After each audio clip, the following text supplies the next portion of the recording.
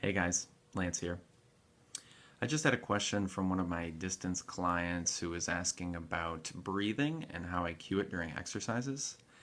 And I think literally every one of my clients asked this question, so I wanted to film a short video about it. The general goal or consensus is inhale on the eccentric portion or the lengthening portion of the lift, and then exhale on the concentric portion of the lift. So for a squat, that would be inhale on the way down, exhale on the way up. Um, that's if I want you breathing. If it's a heavier lift, I just want you to hold your breath and, you know, build some pressure and lift some weight. I wouldn't be too particular about it in that case. The other thing to note is that not everyone can control the inhale on the way down, exhale on the way up kind of pattern. For example, if I have someone who's really flexible, which most of my clients are, like if they bend over, touch their toes, they can put their palms on the ground. That's what I mean by really flexible, right? Uh, with that, you lose this sensation of your legs and where your body is in space. So you lose the ability to control your positioning, right? Because you're not getting feedback to your brain.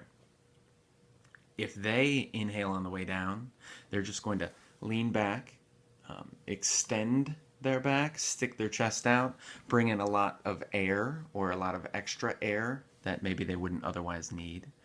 So for them, I don't want them to do that. For them, I might cue a exhale on the way down, inhale, exhale on the way up.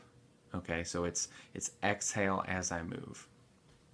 This just helps turn on some deeper abdominal muscles, transversus abdominis, internal obliques. You can Wikipedia that if you need to look it up and kind of picture it. But that might be a little crutch. If you're one of my clients and I haven't told you how to breathe during your lift, then don't worry about it. The other thing that I'm looking for is when you send me videos, I'm not just looking at how you move. I'm looking at how you move. So I want to see, can you maintain your breathing? Do you maintain your breathing?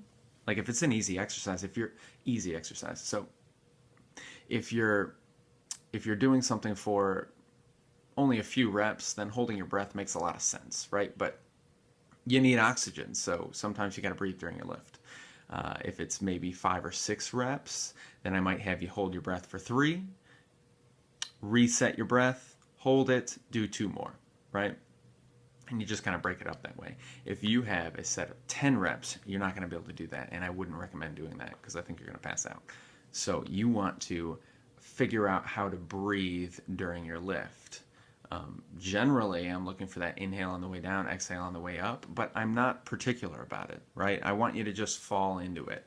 If I see you trying to do some sort of, let's move away from squats and talk about ab exercises, right? So if I see you doing some sort of dead bug, one of my favorite ab exercises, but you're holding your breath for the whole time out there, as you're extended your arms long, your legs long, and you're trying to increase that force demanded from your abdominal muscles, right? If I see you holding your breath during that, I know you're not doing it the way that I want you to do it. And that's why I generally, instead of, I shy away from programming ab exercises for time duration because I think people just hold their breath the whole time, or try to at least. And instead, I've moved towards a do this exercise for a certain number of breaths duration.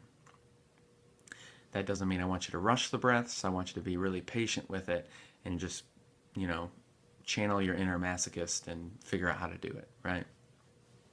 Those are just some thoughts. If you have more questions, just leave them in the comments below.